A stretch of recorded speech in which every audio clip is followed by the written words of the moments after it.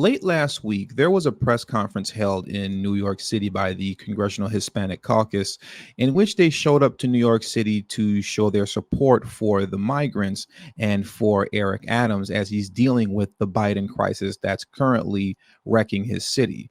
And once again, I do call it the Biden crisis as opposed to the migrant crisis, because this is Joe Biden's open border policy that's doing this to New York. But what I want to do is play a few minutes of the press conference. And outside of the fact that AOC and the Congressional Hispanic Caucus are getting booed off stage, so much so to the point to where the press conference was only about 5 minutes long, pay attention to who's in the background standing there looking silly. We have geographic diversity here, including representatives from California, Texas, Illinois, as well as New Jersey. And what we seek to do is to make sure that all the resources are necessary and that we are joining with the city and state administration. So I wanted to thank all my colleagues for coming. As you can see, this is a contentious issue, but we are all Americans, and we all believe in the American dream. That's the common denominator here, the American dream. We believe in it, and we will fight for it. With that? Yes, and ultimately, I think that there are 3 points of consensus here that are very important in getting a solution to this issue. Now, as you can all clearly see, the man who's standing in the background looking silly is Congressional Black Caucus member Jamal Bowman. Jamal Bowman, the entire time he was there, did not speak one lick because he wasn't brought there to speak. He was brought there to simply be a black face standing in solidarity with the Congressional Hispanic Caucus. He was brought there to be the token, nothing more, nothing less. And this is to be expected of Jamal Bowman because, as we all know, and as I've gone through multiple times before, the Congressional Black Caucus does not exist to serve Black America. And you could read this for yourself in their About page. Now, I'm not going to read this right now because I've done it multiple times before, but what I will do is leave it here for you to pause it and read it for yourself if you like. But what I will do is play a quick video that many of you have seen because I have played it before, but I'll play it again in case you haven't, of Jamal Bowman being asked a very direct question concerning what the Congressional Black Caucus actually does for Black people. And what I want you to do is take a listen to his answer, and you let me know whether or not he actually answered the question.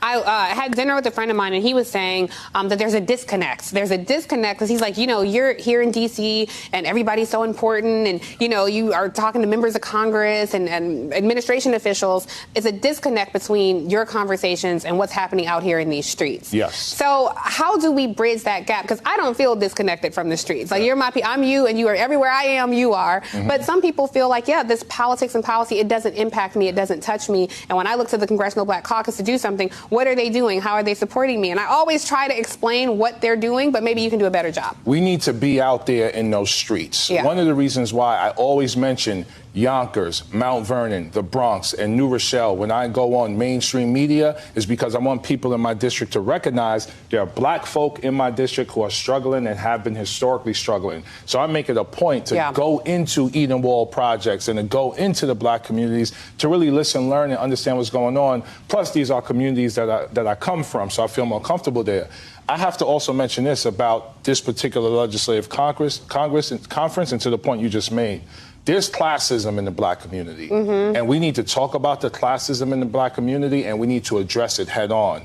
Just because I got degrees or I go to a certain church or I'm a part of a certain fraternity or I went to Ivy League or private school, it doesn't make me an elitist. Right. It doesn't make me more privileged or someone that can look down upon, especially our people, because our people still suffering. If we don't uplift them, they will never be uplifted. So we got to deal with the issue of classism. One way is we might want to change the dress code a little bit for the next conference, because I don't want to see brothers and sisters from the hood who have never been to this conference before. We need to bring them to the conference. Yeah, I think that would make such a difference, because if the streets don't feel like Congress comes to them, then come to Congress. You're a big enough voting block and a large enough, harness your power that it should matter. They should feel welcome. We're incredibly powerful as Black people. If we weren't, they wouldn't be trying to take our votes. Incredibly powerful. Yeah. Once we start to harness that and leverage that, then we can help this country become what it's meant to become, and we're not there yet, obviously. And some people think the Congress Congressional Black Caucus is the caucus that settles everything for black people. But a lot of members represent districts that are majority white even. You know, it just happens to be this caucus that tries to fill in the gap. So now, based upon Jamal Bowman's answer,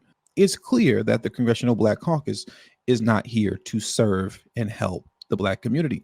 Now, how many of you remember a few months back when Cori Bush held a press conference for her bogus reparations bill? Well, if you go back and you watch that press conference, or just go back and look at a couple still photos of it, I want to ask you a question and you let me know in the comment section what the answer is. How many members of the Congressional Hispanic Caucus do you see standing behind Cori Bush and the Congressional Black Caucus in support of reparations? Now, never mind the fact that it was a bogus bill. That's besides the point, because once again, the real point is, where was the Congressional Hispanic Caucus? Where is AOC? And how come none of them are standing in solidarity with the Congressional Black Caucus on that issue? Now, we do see Rashida Tlaib standing there, but she's Palestinian. Who I'm looking for is AOC and the gang, and I don't see them. You can't find them anywhere. And to be quite honest, I don't expect to see them there. I don't have any expectations of them actually caring about an issue such as reparations. But what I find so annoying is how willing our so-called black representatives are to get behind everybody else's agenda, yet not demanding the same respect in return. As we speak, and as I've pointed out before in the past, there is literally over 10,000 black elected political officials throughout the entirety of the United States. That's more than every Hispanic political official and Asian political official and Native American political official combined. Yet they can't get anything done. This is how weak they are. Men without a backbone who can only be used to stand in the background as a token for another caucus to push their agenda, but won't seek the same respect in return. You see, the moment they took their oath of office, they took that oath understanding that they would never do anything for Black Americans and that they would never assist you or fight for you in any serious capacity. The goal for them was always to just simply get in position to get rich while selling you out. That was always the goal. And by the looks of that smile on Jamal Bowman's face as he stands in the background, being the token black politician who's simply there to be used as a pawn, I think it's more than safe to say for him, as it pertains to selling out his people for a comfortable position to get rich, mission accomplished. And with all that being said, that does it for today's video. So please make sure you hit that subscribe button as well as the bell notification next to the subscribe button so you'll be notified whenever I release a new video. All social media links will be pinned in the comment section below. I also have a Telegram group now, so if you have Telegram, make sure to hit the link in the description box below as well as pinned in the comment section to join my Telegram group. And also, please make sure you text TD Hip Hop to number 33222. That's TD Hip Hop to number 33222. That way you'll get a text notification whenever I release a new video, but it also serves as an insurance plan for myself, so in case YouTube ever gives me the axe, I'll be able to send you a direct link to where you can find me next. And last but certainly not least, for those of you who have a love and appreciation for the work that I put in on this channel, the #1 way you can show your support is through Patreon. For only $3 a month, that will help put me in position to take TD Hip Hop Media off of YouTube. Remember, the goal is not to grow big on YouTube, but to grow independent of YouTube. And for those of you who have issues with joining Patreon, you can also hit the join button that's next to the subscribe button, and that way you can become an official channel member for as little as $3 a month as well. And lastly, if you haven't already, please make sure you join the emailing list. There is no way that I can go independent of YouTube if I cannot take the audience with me. And the link to that will be pinned in the comment section as well. Thank you for your time, and until the next video, peace.